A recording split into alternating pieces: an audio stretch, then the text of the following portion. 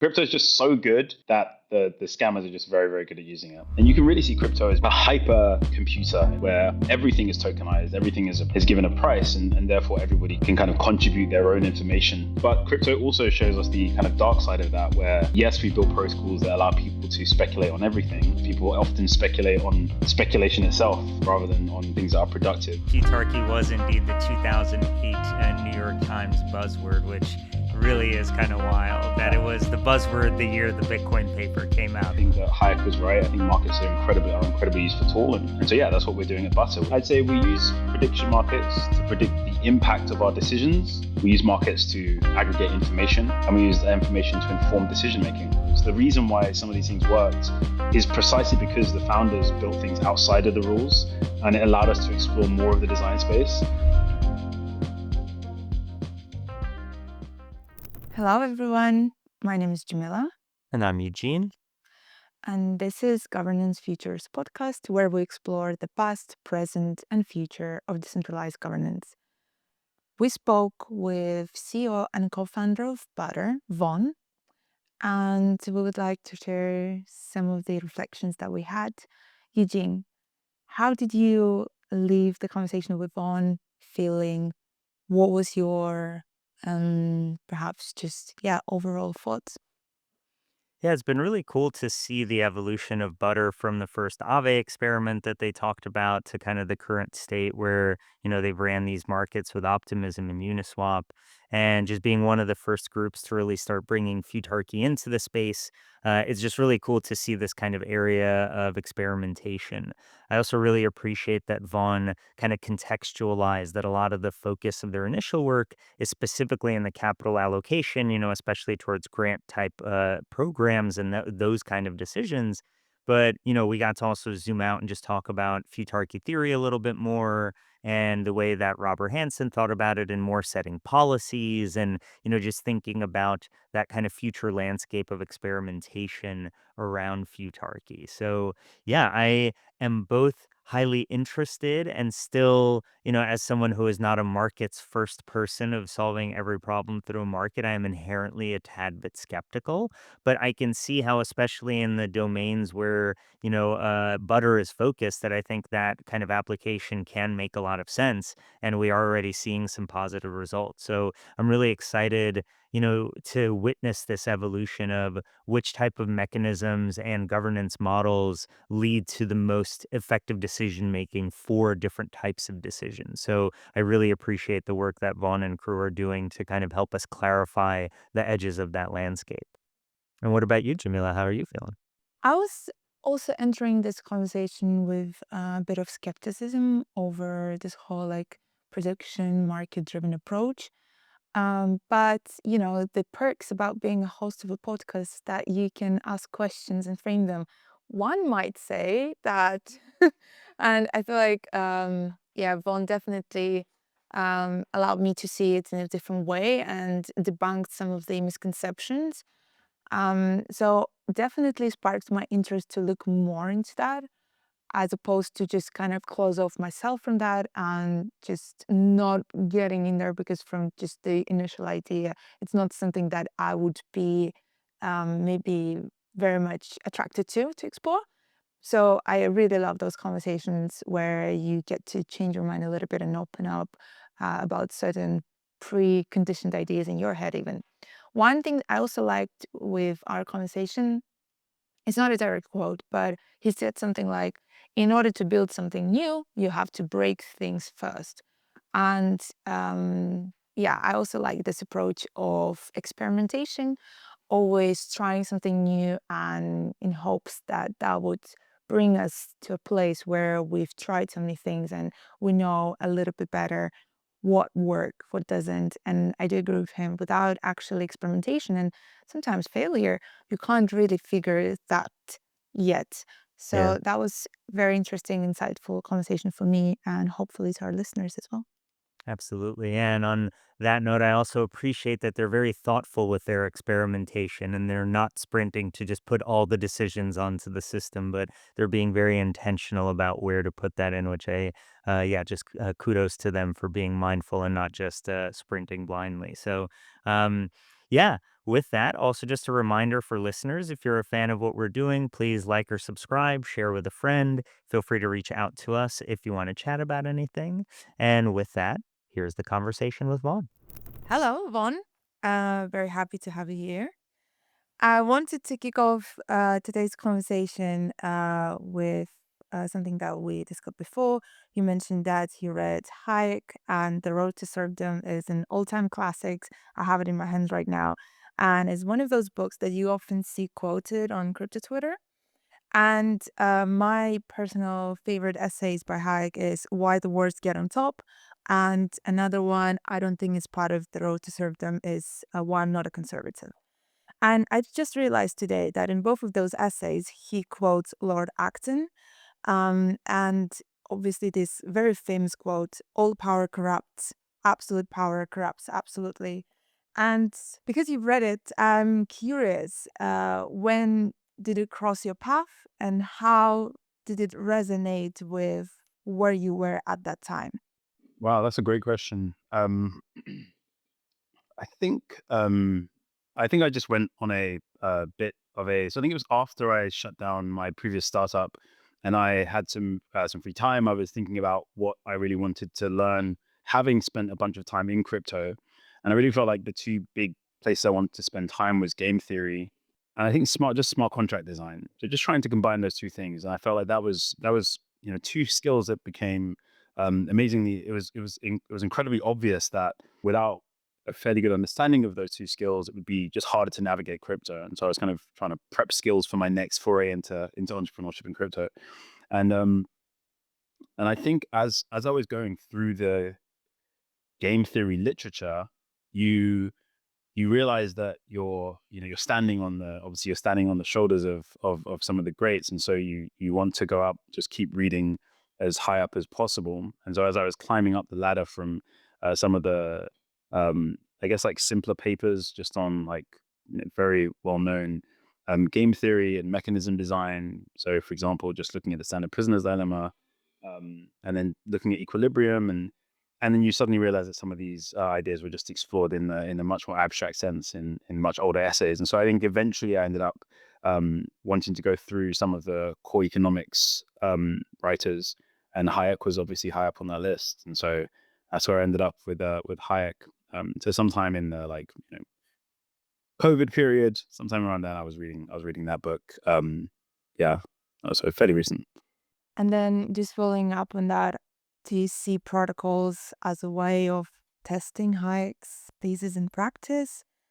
Perhaps something that would relate to distributed systems, outperforming centralized authorities at organizing communities and societies. Is there anything that you've taken and applied to your work right now at Butter? Yeah, and that's a great question. I think it's maybe a little bit leading, but yes, I completely agree. I think it's an interesting tension there, right? I think that parts of crypto are hyper capitalist, parts of crypto are, I guess, have this sense of what do we call it now? What is it? Crypto communism or something, or post Mm. capitalists? I don't know. It's all the terms are getting strange. Um, but I think at the core of crypto has always been this like ideological standpoint around the kind of use of markets and everything. And you can trace that back to the essay by Hayek, which is, I think, the use of information and knowledge in society, I think it's called.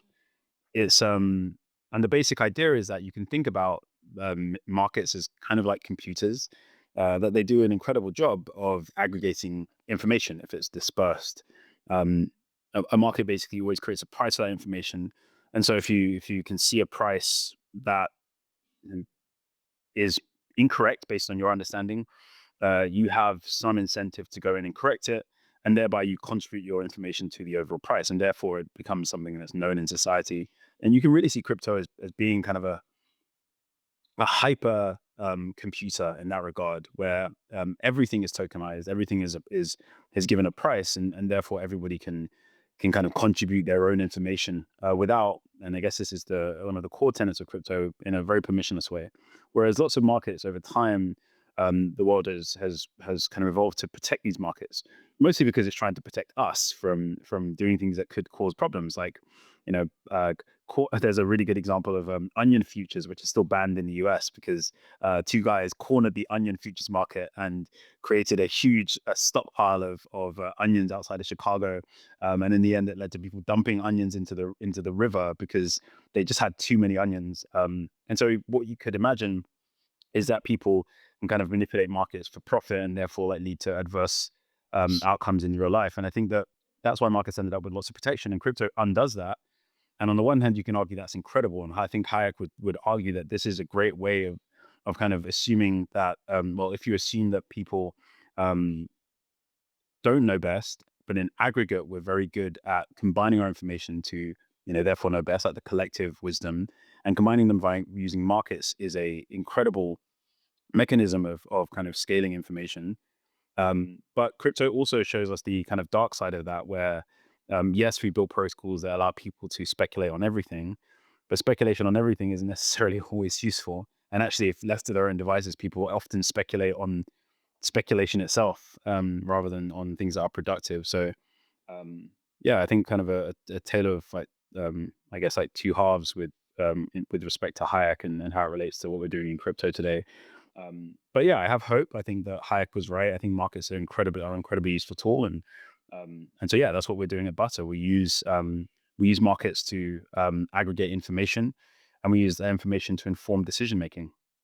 And that's what Butter's been doing for the past couple of years now. So before we go into deep dive into Butter and some of the most recent updates and what you guys up to, I'm curious what governance challenges interest you more, or perhaps uh, present to you as more challenging: information, as in getting the right signals, or incentives, getting people to act on them?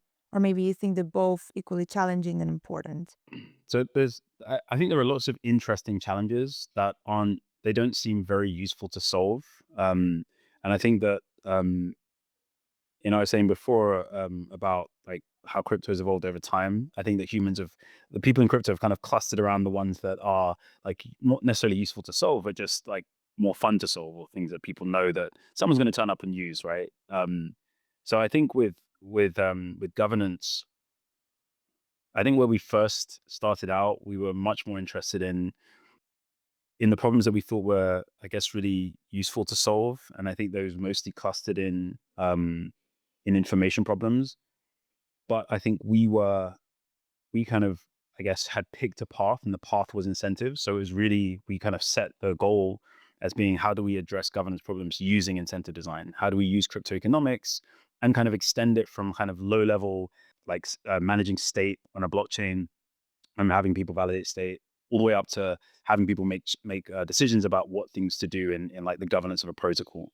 And that was kind of our stated goal, and that was really where we ended up working on incentive problems, not just information problems. But ultimately, these lead to information problems. They are two ends of a spectrum. Because ultimately, in governance, it's kind of the core problem is that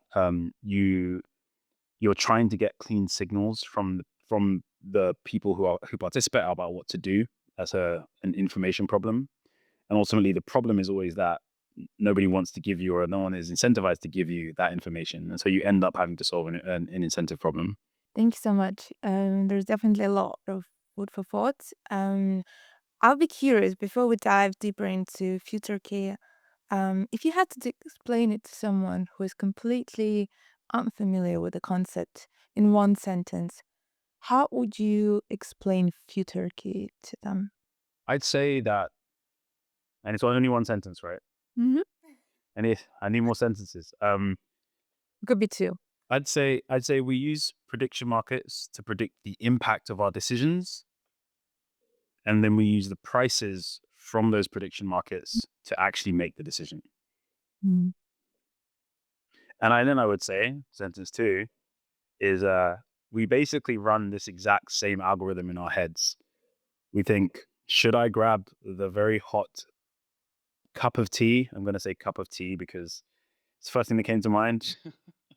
And we forecast whether we're going to burn our hands or not, based on what we can see. That there's steam rising off that cup.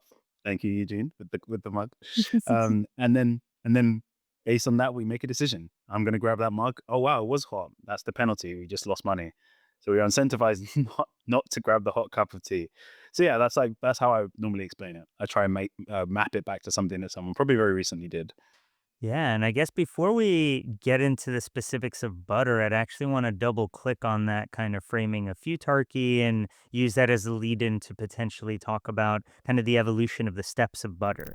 Because I know the current iteration of the experiments that have been happening with Optimism and Uniswap Foundation, these are by no means the starting point of your journey on butter. So I also want to kind of touch on some of the evolution there. But I guess when framing that element of there's the understanding the potential or desired impact and trying to price for that. It does feel like you gave an example that is very tangible, right? Like, I don't see steam coming from this cup, so I know I can grab it. But when it's, like, will project A or project B lead to more of a certain outcome for an ecosystem, whether it's like long term sustained growth? Um, I guess how much is our general human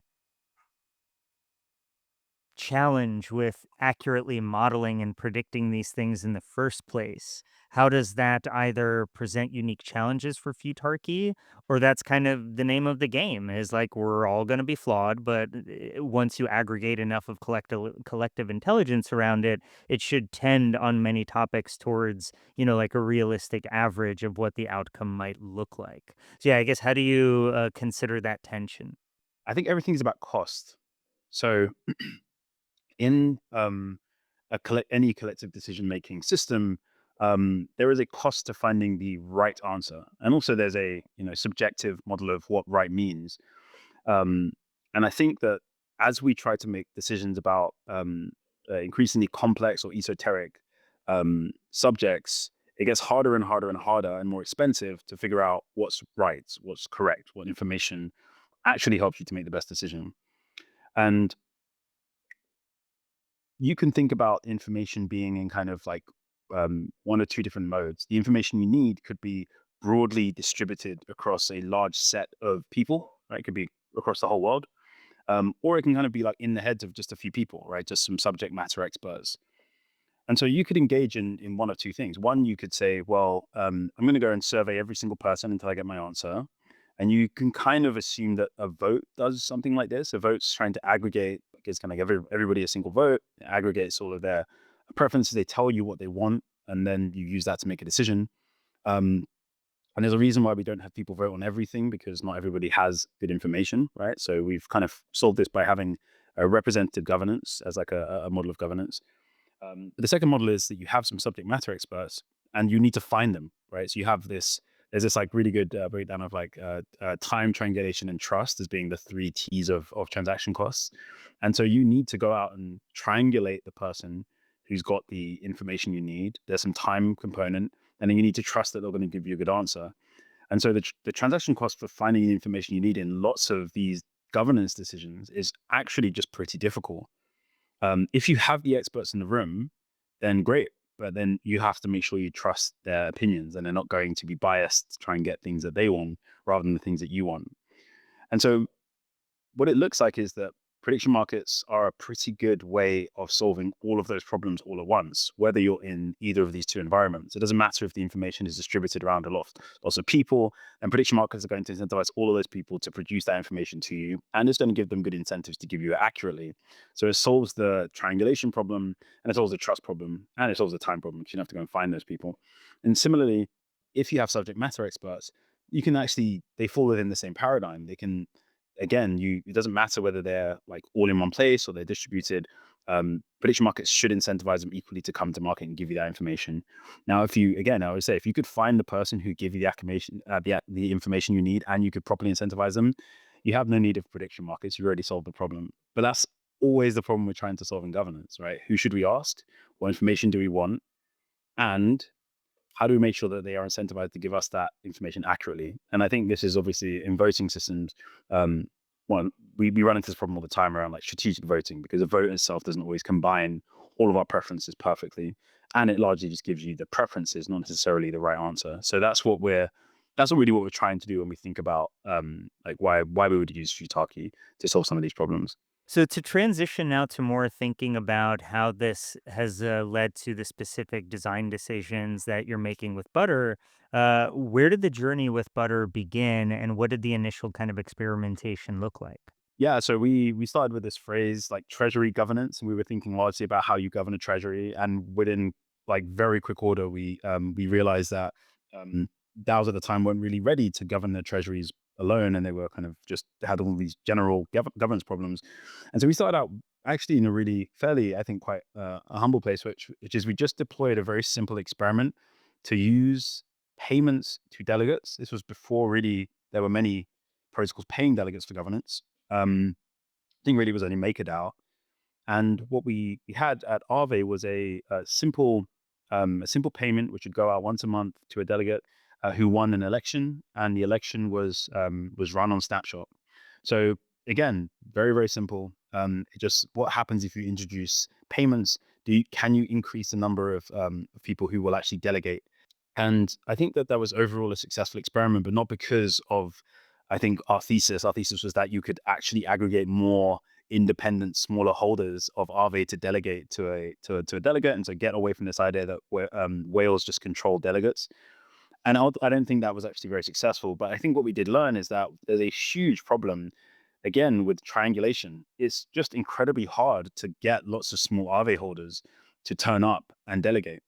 And why is that? Well, first of all, they're just random addresses on chain. And second of all, they have very diminished incentives to participate. Actually, whales have strong incentives to participate. So that was where we started. Is we kind of just really dove straight in, deployed something immediately with a very simple thesis, very quickly disproved it, but also proved some other things like incentives work, right? Like there was an incredible output from that delegate. Then they got a bunch of new delegations, and now I think they're one of the biggest delegates in Aave. But at the end, I think it taught us that we needed to kind of explore more deeply, and so we then moved on from that to designing what we called proposal markets, which was the idea that you would auction off proposals. Uh, that was something that delegates did not like, so we decided not Interesting. to put that one. Yeah, they said no, that's a terrible idea. Don't do that. And then we moved on to a slightly different idea, which was to use peer prediction, which was to say, well, let's have rather than let's having people vote on the outcome they want, let's instead have people rank different contributions. So imagine that there was a proposal, you would actually just have people rank the contributions or score the contributions.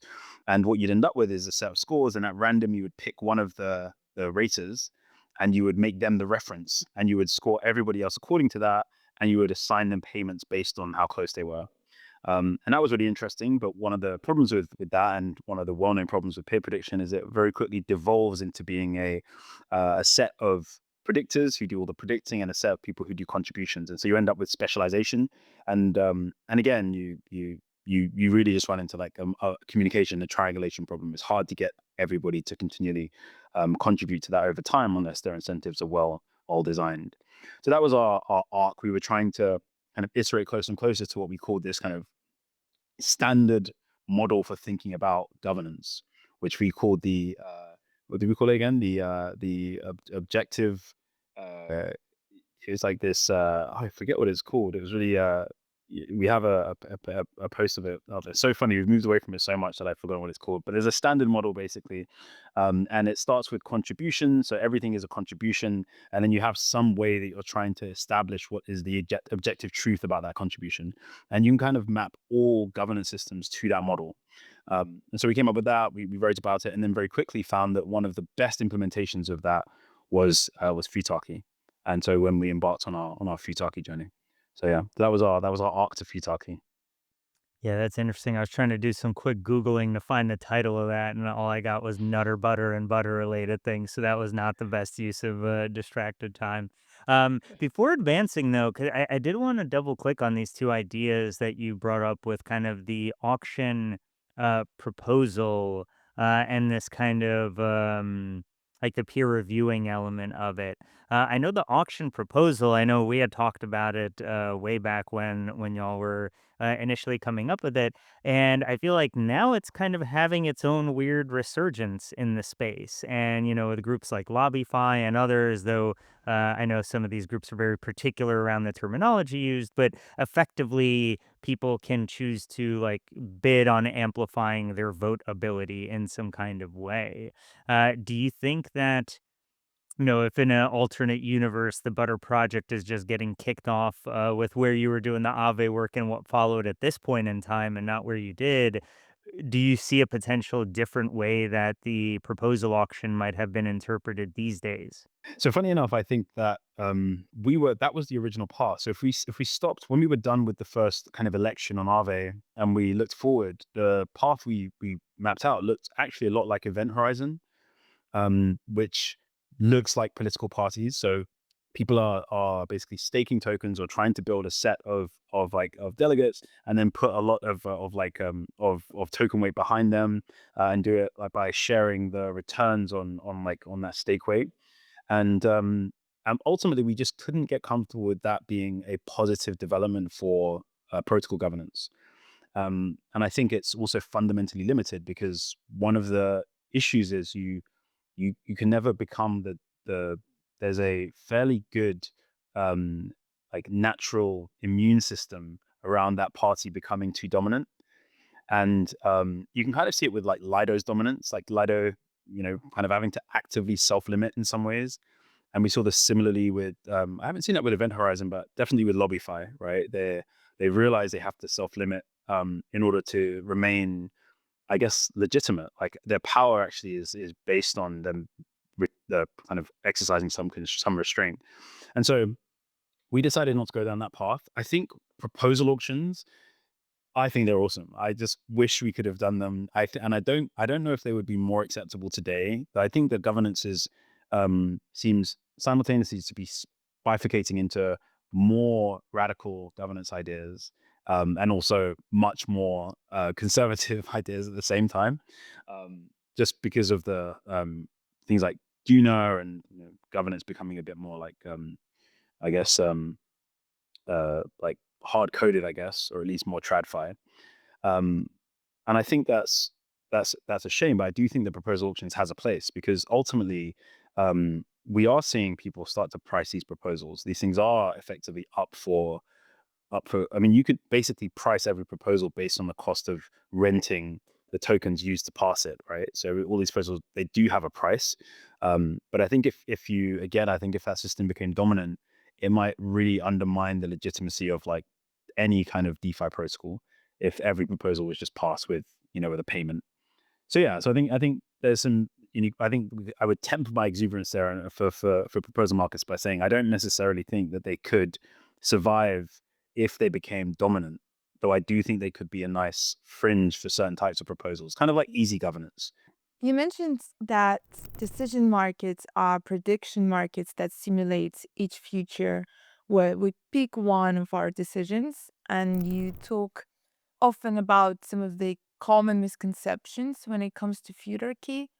You mentioned that there is several misconceptions about prediction markets, and one of them is that decision market is equivalent to vote buy. Could you please elaborate a little bit about this particular misconception or any other common misconceptions or myth that you hear that you want to make sure to debunk this and put this word out? We're going to put the word out, let them know. We've got, I guess, like people are very quick to engage with Futarchy and as an idea. I think it's been around for a long time. I think in 2008 it was New York Times buzzword of the year, which is absolutely wild. It's 2025 now. I'm sure it was 2008. That seems insanely long time ago. It might be 2018. But if you if you just hear the word Futarchy, it doesn't really tell you much. So when someone tells you something like decision markets and you have a mapping to prediction markets, then you have a better idea. But still, I think your model is based on what you can kind of intuit from those two words. So a prediction market is obviously I'm going to bet on predictions, right?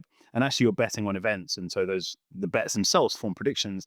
But when people hear the word decision market, they just assume that means, oh, I'm going to buy a decision in the same way that I'm going to buy a prediction. So they think you're betting on the decision. So ultimately for them, that's equivalent to vote buying. And I think that's what we mostly end up in. I think, to be honest, I don't have as many of those conversations now, but I do think that we had lots of them before. And I think especially when you're in a public setting and there's lots of people who have to opine, you're giving a presentation, it does tend to be the level of discourse is always that someone believes that's how they judge the experiment mechanism, whatever. It seems like you are a little bit annoyed that you have to re-explain certain things. You go on stage and you're like, oh, here we go again. Some questions about whether it is both buying or not. But I'm glad that you are still reintroducing it. And I think it's one of those like pinned threads in your X that, guys, please, let's move on from this. At least Well, that's the vibe I'm getting. that's the vibe you got. Yeah, that's funny because I think I just pinned it because I was like, that's actually a pretty good thread. I'm going to pin that one. But yeah, I do think it's something that again, maybe the fact that I pinned it is why I no longer have those conversations because again, people they've checked it out. But I think that was actually a response to Anatoly from Solana saying something like that, and then I just responded. Um, so that is a common misconception. I think it's one of those misconceptions that as soon as people understand it, they're fine. They're like, oh, okay, I see. It's not we're not buying decisions. I get it. Um, but I do think that there's an issue there, which is that you still have this you still haven't really explained what Futarchy is. You just explained what it isn't, and you still have the problem that people can't immediately intuit what that means when you say, okay, you're going to bet on the impact because impact of a decision can literally be anything.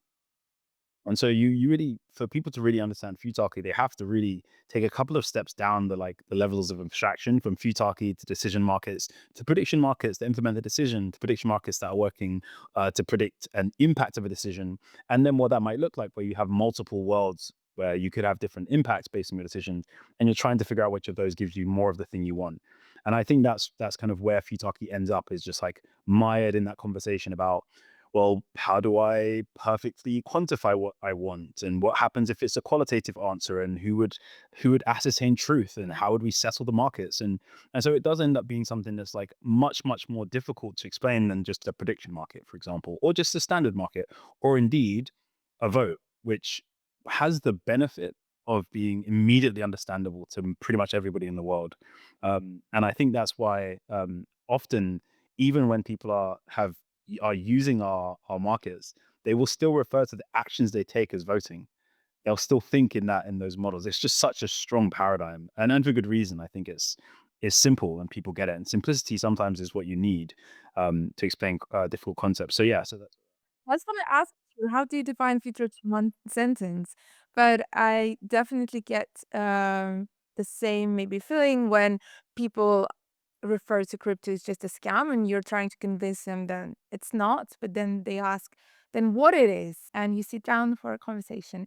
But honestly, I would love to say that I don't have to explain that crypto is not a scam very often, but I do because I try to also, socialize outside of my little crypto bubble. And I think it's very important that we do and also show other sides of crypto. Crypto can be a scam, but it's not all that there is to it.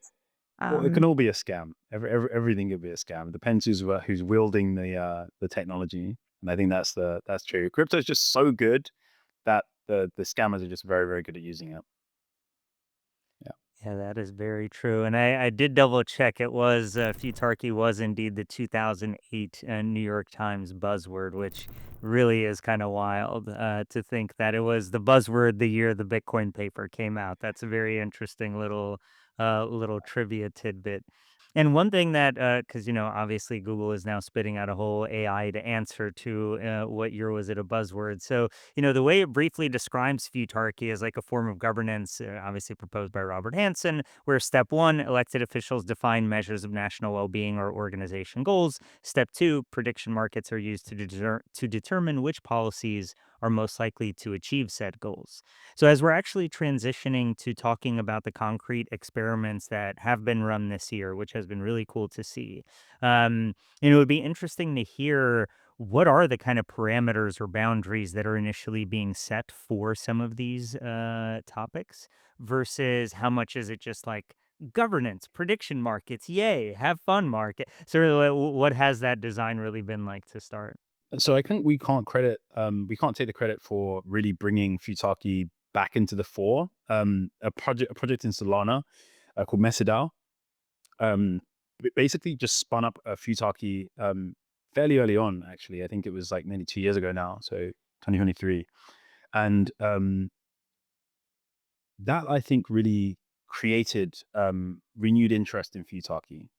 And but one of the things that they did is they kind of took, I would say, like a fairly um like a I don't know, purist approach to Futarchy, which was they just took the idea and they just deployed it as is and said, we're going to use Futarchy to make decisions. And I think there's an interesting kind of wrinkle in the way that we think about Futarchy. Futarchy is designed, at least in the original Robin Hanson paper, specifically for policy. It's not governance, it's government. It's to as a like a reasonable replacement for kind of, I guess, like delegated voting, effectively, or representative governance.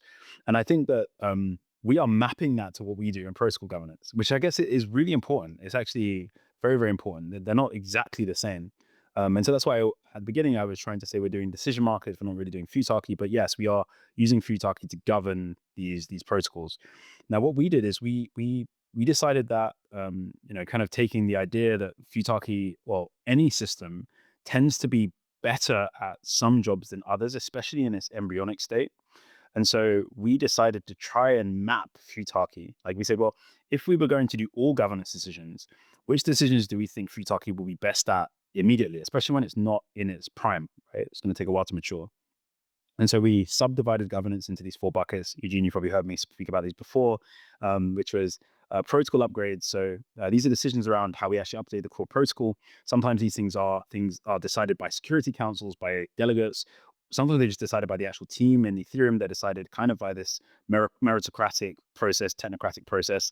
You had all core devs, and that's how things get packaged into releases and then into hard forks. And then sometimes they're just not decided at all by anybody except the core team, like in the case of like Uniswap Labs, for example. And then you have the second is like parameter updates, which are really different. They are things that you're live updating. They're variables that you're changing in the protocol that change its utility for different people who are all parties to the protocol. So, for example, this could be like rates in Aave or supply factors, like which assets we actually allow onto the platform and so on. And then there's a third bucket, which is policy. And actually, sorry, a quick clarification on the second bucket, because I feel like in the DeFi DAOs where it's like change an interest rate up or down or change, it feels clearer. What are parameter updates in say L2s or more broad, more general purpose protocols? Yeah. So again, I think for L2s is quite funny because I don't know if there are lots of parameters that end up being exposed to governance. But one of them that you can always imagine is fees or revenue. Is Yeah. typically Where something does the that you sequencer expose. fee goes? Yeah, with the sequence of fees, yeah, and who the sequence of fee goes to. Those are quite important. I think in some other DAOs, like social DAOs, for example, it's much harder because you don't tend to have direct control by the token holders over parameters that are core to the protocol, mostly because there is no protocol to manage directly. But there may be parameters of the products, and I think that's where the third bucket comes in, which is policy updates, which is sometimes the community is the product. And so the policy around how that community engages, interacts, works together, collaborates, those are the things that you actually want to change. And so policy updates becomes a whole bucket. And then the fourth one, which is where we decided to spend our time, was capital allocation, resource allocation, treasury allocation. So some funds underneath the control of the token holders, how do they actually allocate it to benefit the protocol itself? And which is funny because it's hard to disentangle the protocol from the token holders. The token holders effectively are the stakeholders of the protocol, but there are more stakeholders than the token holders. There are the users of the protocol, the suppliers to the protocol, who may not actually be token holders. And so there is this entire ecosystem including the developers who have some relationship to the protocol. And the question is, how does that capital benefit that entire group? And so that's where we decided to focus Futarchy. So rather than being a broad set of any decision, we've kind of focused on these funding decisions. Yeah, let's start with what did that look like in terms of the setup and getting to actually go live? Yeah. So I think in your previous question, you were asking like, rather than did you just pick everything, or did you kind of hone down? I think, to be honest, that's probably one of the problem. I think it happens in crypto a lot. We're very good at developing the tech, and then we're like, okay, where do we point it at? Like, where does it work best? And I think it took a while to get really comfortable with exactly what we would focus on, and the way that we tried to, I guess, like, again, subdivide the space, or at least try and reduce the set of decisions to be made, was we tried to think about just what are the three main things we need to be clear about. And so the first thing was the objective. So what is the goal for this decision-making system? What are we trying to improve upon? And this is I remember the name of the project. It's OAE, so it's of the model. So it's OAE, so the Objective Alignment Engine.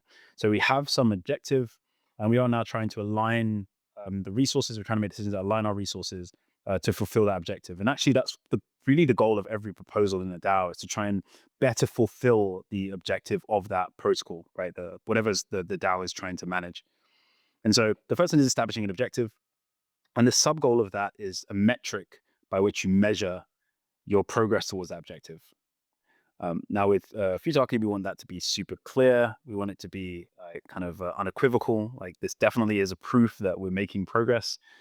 And as you can probably tell, objective like setting and metric setting they're both like flawed in so many ways. Objective setting has problems around like agenda setting, right? If you set the objective, you set the agenda.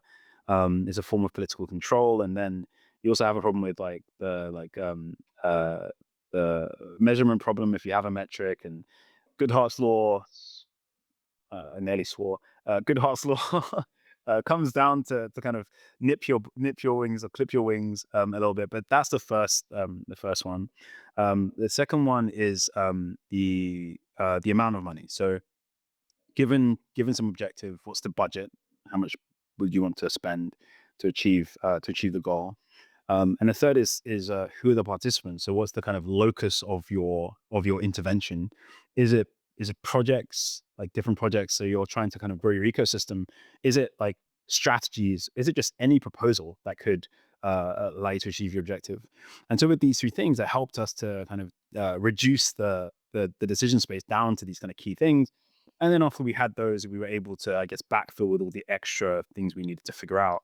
And so for Optimism, the selections were ecosystem growth, so growing the ecosystem. And actually for Optimism, it made more sense to think about that on Superchain, so projects across Superchain rather than just Optimism. And I guess one of the things that we also wanted to bear in mind is that there are very good, very successful mechanisms already in play, doing things really and doing a great job at, say, the Optimism level. And so we wanted to look at where there were gaps. And so there was maybe a gap at the Superchain level. And so the mechanism was deployed there to distribute resources across Superchain. And then the metric was, the goal was increasing growth. And then the metric was TVL, so total value locked. And that was picked for a couple of reasons. Obviously, TVL is a fairly well-known marker of like success and progress in DeFi. It's also, like everything, fundamentally flawed as a marker of progress. And many people push back on its use. But we needed a metric that was harder to manipulate. So the larger the metric is, if you ask someone to increase a metric and you give them money and you do it, and it's something that's entirely under their control and it costs them almost nothing to move the metric. For example, like users, it's like, okay, how many accounts do you have on your protocol? It's like, okay, I'm just going to spin up 1 million accounts, right? So if it's cheap, then obviously it's very subject to manipulation. And so you're getting no benefit from deploying the capital. So there is this like anti-manipulation point to selecting the metric. Then we picked projects, obviously. So projects across the ecosystem. I think there were, I don't know how many applied in the end, but we ended up with 22 projects that we went live with for the first market.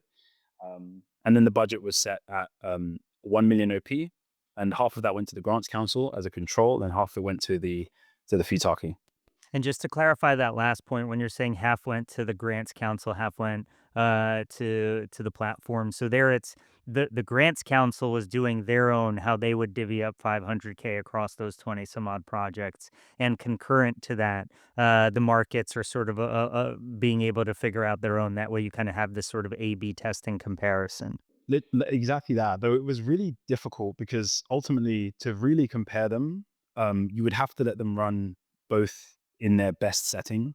But if they both ran in their best setting, then they probably would not be as comparable. So we tried to normalize a bit. So the Grants Council had to only pick 5 projects. The Futarchy picked 5 projects. Hmm. There was they were both like they both had to kind of think about TBL. So I think the Grants Council's own rules were not necessarily the standard rules, and Right. so it felt like both were kind of operating slightly encumbered, we should say. But it made it easier to do comparisons. So that's yeah. So we got some good comparisons out of that, and I think that Futarchy did fairly well in retrospect. But Futarchy is designed for those kinds of like predict the maximum number, and obviously Yeah. people will participate trying to do that. And so just to clarify there too, when it came to the top 5 projects on the, well, I guess on both sides, was it, oh, if you were the most voted project, then you get X amount of funding. If you were the second, then you get Y amount, or were the actual amounts per project a separate variable that was being kind of independently decided on in both instances? In Futarchy, one of the problems with the prediction market is if you do need to predict something, you need to make sure that the thing you're predicting doesn't change every day. So Yeah. if, for example, I'm predicting, well, how much of some impact will this investment generate, I need to know what the investment is going to be upfront, right? So you can't have a situation where the prediction itself will change the investment, because then you have this like when you're in Excel and you like have a self-reference and it just breaks and you can't get anything out of it. It's kind of like that, right? What we did here is we just had a standard amount, 100,000 OP, which every Hmm. project would receive, and we ran market saying, as I was saying before, we're trying to get people to trade and to basically for every project tell us what they think the impact will be. So assuming we gave this project $100,000, what TVL number do you think they will achieve in 3 months' time? So that's what Hmm. every single project was. That's basically what every single market was. There were 22 markets, each Yeah. asking this for each project. And so what we ended up at the end, we ended up with a list, basically like a ranking of which projects that Futarchy thought would actually produce the most TVR from top to bottom. And then that was what we used. We the top 5 projects received funding. And that was the decision. And that we made the decision after 10 days of running the Futarchy. And then we ran the evaluation component for 3 months to see what happened. And timing wise, where are we at with those 3 months? Have they concluded or still They, ongoing? they concluded. So Okay. we started the markets March 10th, Hmm. and then we shut them after 10 days on the 20th, and then I think June 12th we closed the markets. And so were the markets accurate? Did they get the accurate, at least amongst the 5 projects chosen, were they able to kind of guess which one had higher probability output of increasing TVL?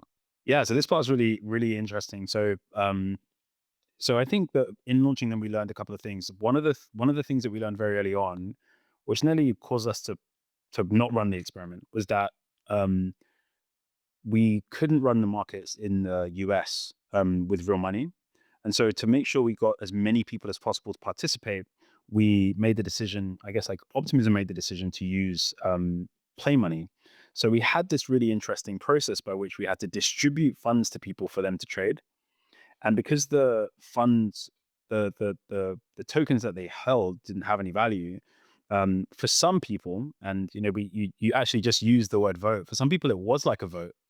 So they would turn up, and we literally watched it. People turn up, hit the application, and then just dump all of their tokens directly into one project, like all of them, and then leave. And so what we saw is that people didn't necessarily trade as much as they just voted in a lot of regards.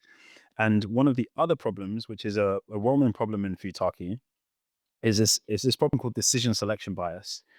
So unlike in prediction markets, when you're trading in the prediction market, your incentives are almost directly aligned with the truth. So if you predict that something's going to happen 50% of the time, then the maximum you can make is basically 50 cents, right? If you buy in at 50 cents and or you let's say you buy 250 cents, you're holding it 50 cents, and eventually this thing does happen, you're going to earn 50 cents.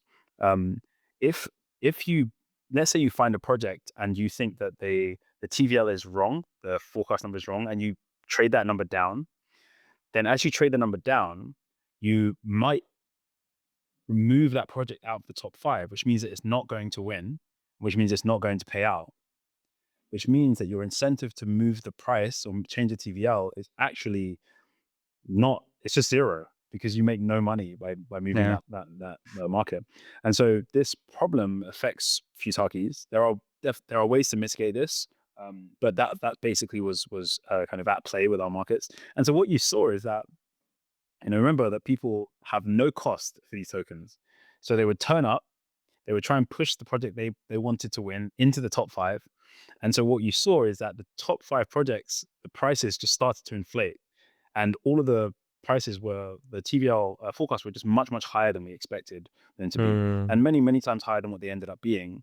So yeah, I mean, also we had a huge drawdown in prices during the 3-month period, but it was definitely like over exaggerated. I think lots of the prices were overinflated.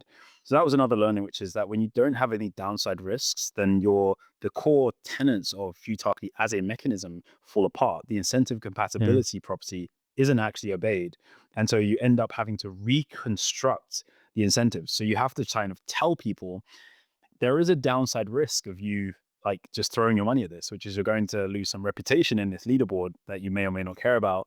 And maybe if you're successful, there'll be like a prize pool, but we can't tell you how much that prize pool is. And so you try and reconstruct the incentives that like using dollars just gives you for free. Yeah. Now that doesn't mean that you have to always use dollars. There's a very well-known, very functional prediction market platform called Manifold, where they just use play money, and it works really well because everybody in there has a model for like rankings, and they're all one group, and they very much respond very well to social incentives. And having a big balance of being a whale on there is like great. Like this guy knows what he's talking about. Like he's got he spent a long time in forecasting, and he's got good predictions. And so there is like something that's doing this reinforcement. Whereas I feel like for our very early system, we weren't able to obviously emulate that. So that was one of the downsides. However, the performance was really interesting. Both there were some projects that just didn't score. They didn't produce any TVR because they'd just been categorized. They weren't able to increase the TVR. And so we did have a few projects that just had 0 like at the end. So the forecast was huge and then the outcome was 0. And that's maybe because they were just not deployed yet, or that they were basically increasing something else that they thought was matched to TVL but isn't included in our definition of TVL. And so these were some of the issues, just like setting the models up front and making sure people understand them.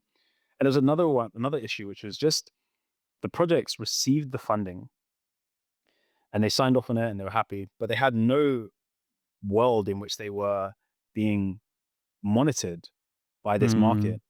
And so even though there were these targets, the targets didn't really apply to them. They said, okay, well, thank you for the funding. We'll maybe deploy that in like a few months' time. And then they just went back to what they were doing. And so that was another part, was that the projects also needed to be brought into the market. So they understood what was going on, and they felt like they had some kind of like urgency to deploy and produce this forecast or produce this target by some particular time. So we learned lots in running that first one, I think. And it was actually very good that it was play money, because it just meant that there was a lot less risk associated with that first one. Yeah. And so how did that end up informing the second one with Uniswap? So the first thing is we made sure that we deployed a real money market, which is what we did. The second thing we did is we increased level of comms, onboarding projects, informing them how the whole thing would work, making sure that what they were doing was attributable to the metric. So making sure these things were aligned, and then also making sure that each project understood that there was a benefit to actually delivering TVL within a certain time period. So they didn't feel like they could just relax. They got the money. They were like, hey, great, that's the grant done. And now we have this money that we can use when we need to. Kind of saying there is an entire program of work here which you're included in. And this is funny because I think I don't think this is a very obvious idea, but that people don't, the recipient of the funding doesn't necessarily have the incentives to actually do anything with it. They're happy they got the funding, right? But your market mechanism includes them and their actions. And if they have no urgency, they won't actually partake. So that was really important for us. And I think we did a much better job of making sure everybody understood the parameters of the mechanism. Interesting.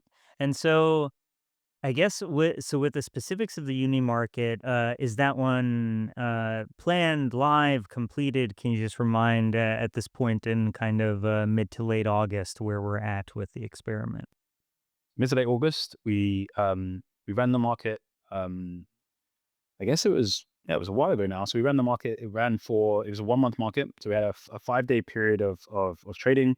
We made the decision at the end, and then we ran the market after it was early July.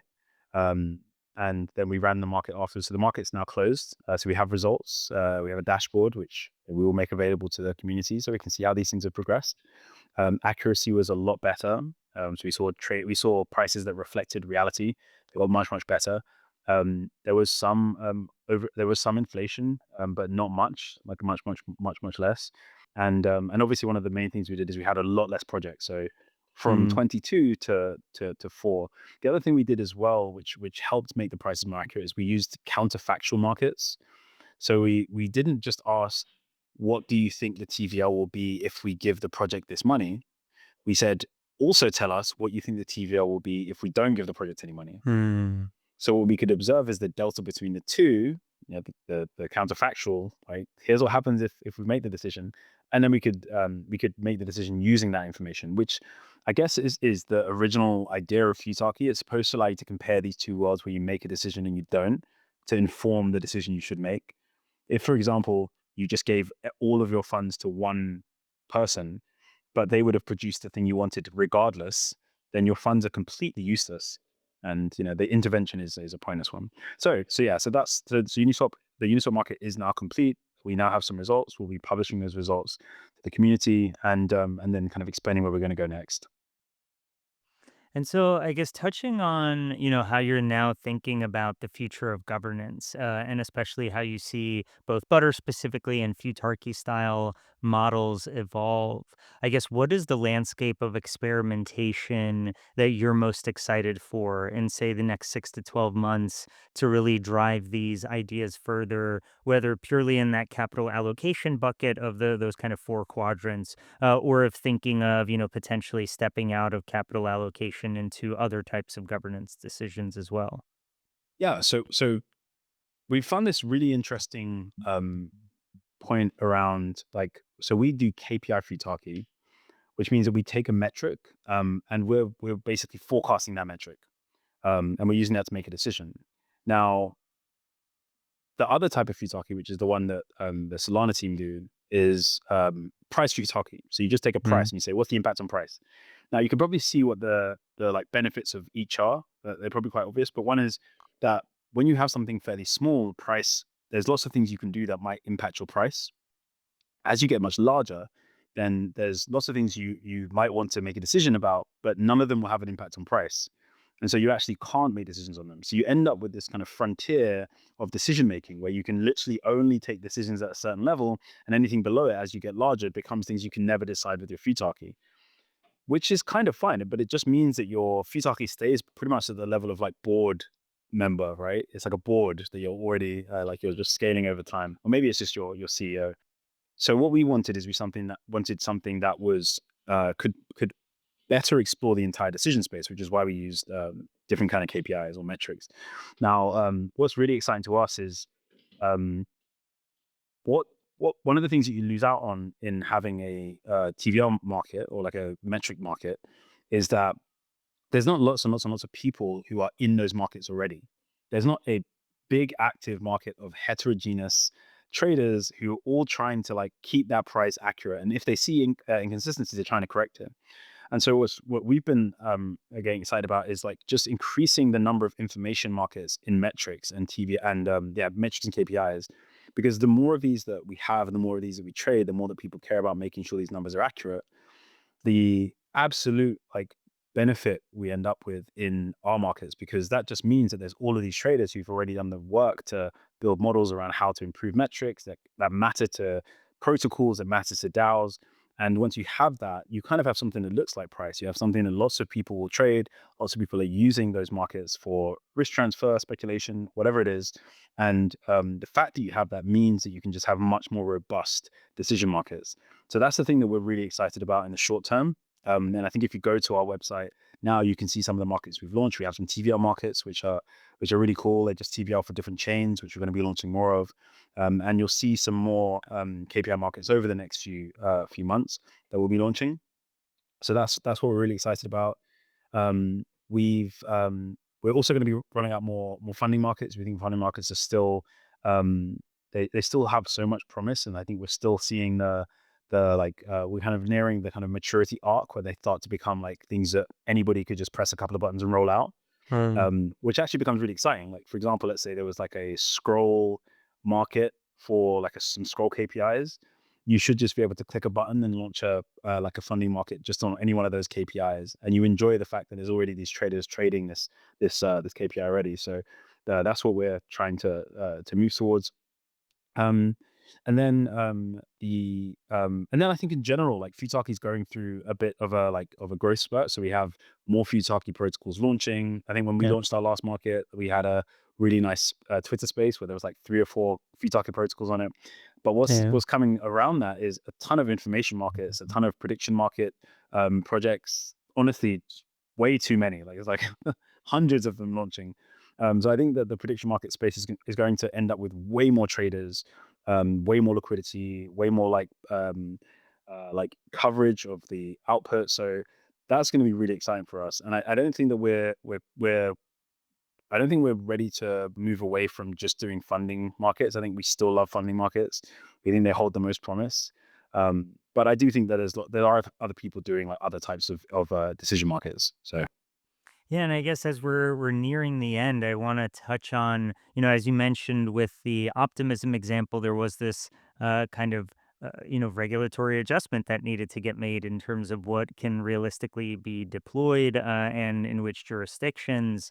And yeah, just wanted to kind of get your sense on how you view this kind of tension between let's call it, say, compliant protocols and sovereign protocols evolving. How do you see these kind of different projects? Are there going to be some that choose to focus in specific jurisdictions, or others that focus on, finding ways to maintain regulatory compliance in different ways? As the landscape of projects goes from 4 to, I'm sure dozens, if not hundreds, like what's your own guess and how you see that evolving?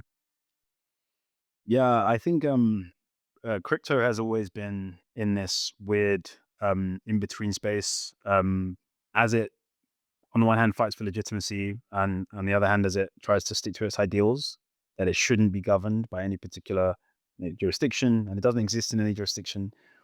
I think in the last like year or so, we've seen that like um, wall that was up has fallen, and I think now we see. I mean, from my perspective, I see a ton of projects where you speak to them and you're speaking to them a lot, and they're saying all the same things that you are, and then you realize they're not even in crypto. They're just building a very traditional Web2 stack thing, but it's doing your crypto thing.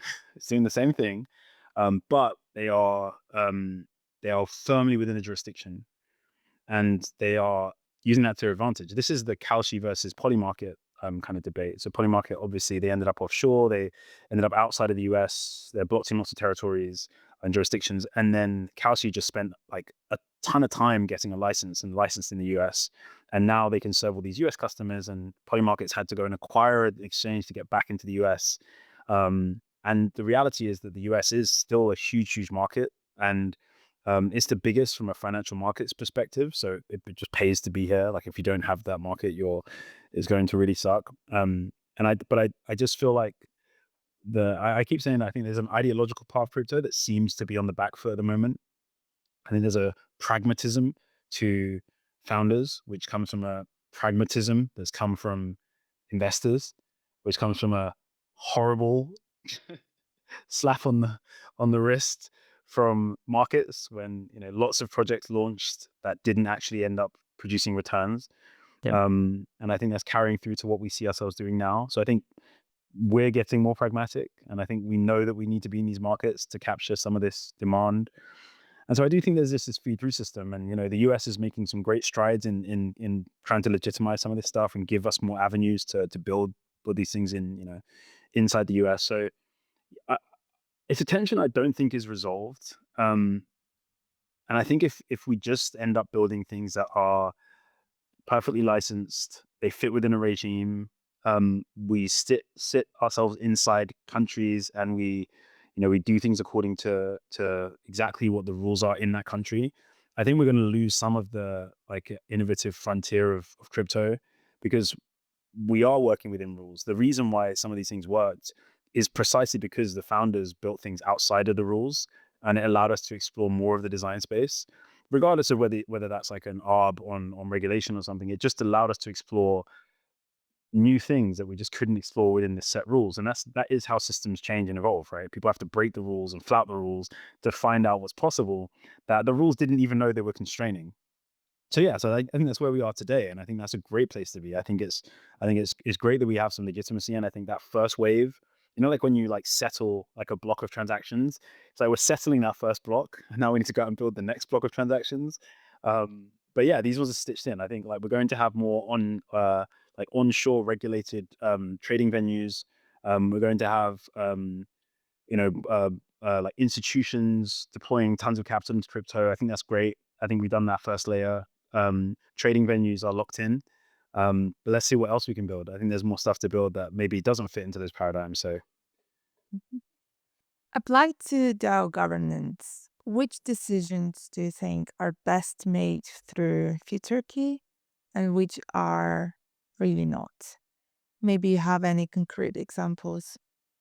So if you just think about the mechanism itself, then there are lots of decisions that don't require, they shouldn't require a Futarchy, because a Futarchy just has a cost.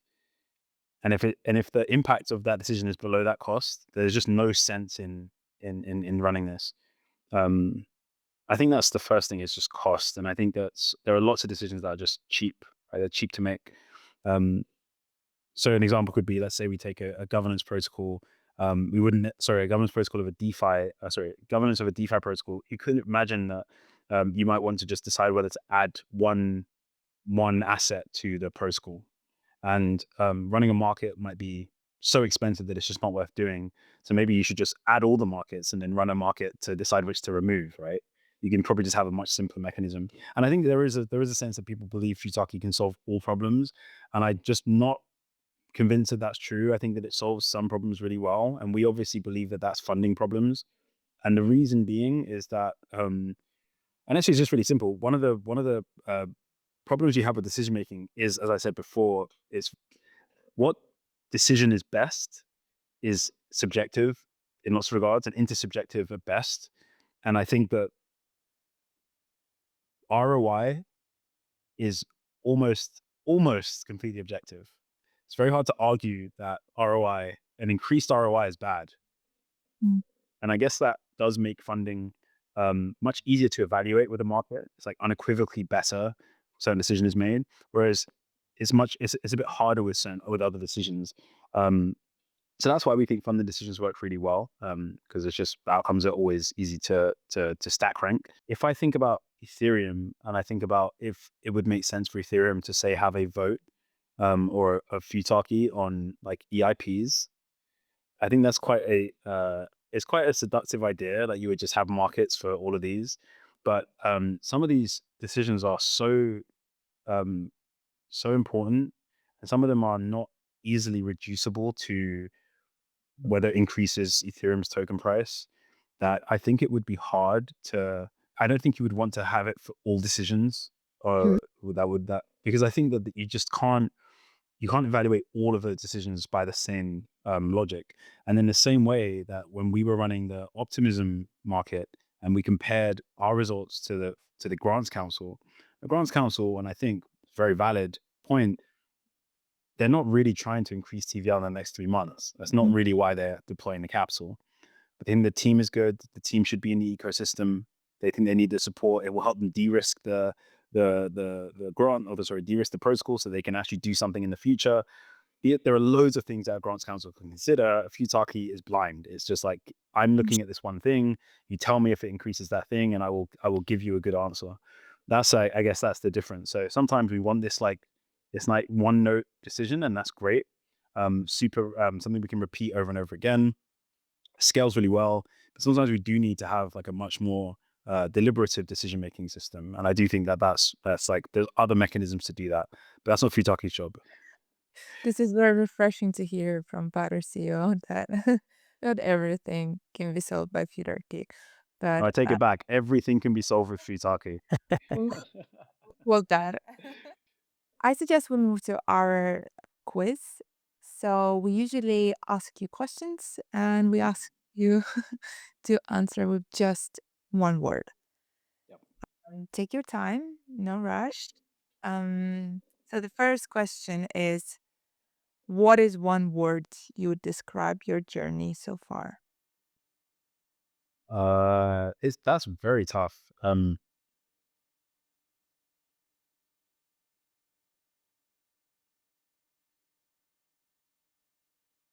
Probably like kaizen.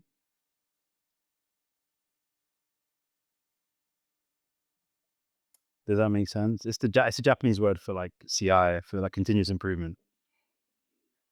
Thank you for that. Thank you for like a little definition.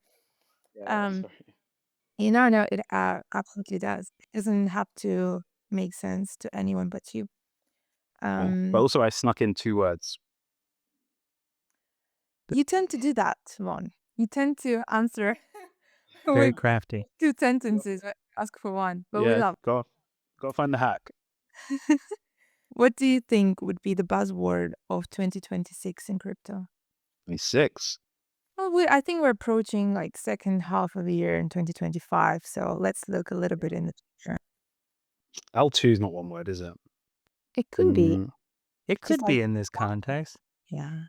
A Yeah, hyphenate. Good hyphenate. Layer 2, yeah. I say everyone's gonna launch layer 2s. Layer 2s, like, that This. seems to be the move. But Oh, app chain. I'll just call it huh? app chain. Let's go for app chain. Upchain. Yeah, I mean, that's easier. Still 2 words, isn't it? I don't know. Who do you think listens to our podcast? Come on now. I mean, we would assume people have some familiarity with L2s. I would hope so. But no, we do appreciate additional context. Okay. If butter wasn't called butter, what's the one word that you'd want it to be known by? Does it have to be a proper noun? Could be a proper adjective too. It could be anything. It's a little twee, but I would probably pick like autonoma, because it's a word that I used internally a lot. The idea of like a cellular automata. Mm. It's like the idea of having this like very simple thing that you've designed, and then just by some simple rules, it kind of being able to build something that almost looks lifelike. And so autonoma is like a play on that, that includes this idea. This is not just one word, obviously. I'm saying now loads of words, but the idea that you can kind of design something simple, some simple rule set, and it can give us something that approaches like a truly autonomous governance system, which I think actually the governor contract kind of does. Like, it already is kind of part of the way there. And so yeah, that's why I pick autonoma. One book that you would recommend everyone to read who thinks about current problems. With one word titles. No, I'm just kidding. Demon. Demon. Yeah. By whom? I forget his first name. Suarez, but his name is normally backwards. Daniel Suarez. Yeah. Our last but not least question that we ask every guest. What is the future of governance in one word? I would probably say an acronym, and it's not a nice one, but it would be USAF. USAF, as in United States as fuck. No. No, just the United States Air Force. Right. Which the point there being that I feel like like governance of protocols would eventually just kind of be backstopped by the US government. Again, it just feels like that's the direction of travel is that ultimately we'll just like be undergirded by these systems. I do feel like there's like we're kind of giving way to some of these systems that are just like incredibly powerful already, these systems of governance. We're wrapping our DAOs in like things that are then, backed up by the government, right? And I guess that's my current thinking about governance, the future of governance. It feels very much like, okay, we'll eventually back into these systems. They're very secure, right? It's like hog tying ourselves to the L1. Now I want to talk to you for another hour about the politics, economics, policy, government intervention, and its effect on governance and innovation. But we only have that 1 hour that we spent talking, and I really enjoyed it. And I hope you enjoyed talking to us as much as we did. No, I absolutely loved it. It was a great chat. I think we got to cover some good ground, and I like the Hayek beginning. Good stuff. Thank you so much, guys, for inviting me. Thanks for tuning in. The Governance Futures podcast is sponsored by the Scroll Foundation and produced by the governance team at the foundation, Jamila Kamalova and Eugene Leventhal. Any music and photos are attested in the episode description. Feel free to subscribe, leave a review, or share with a friend. Until next time.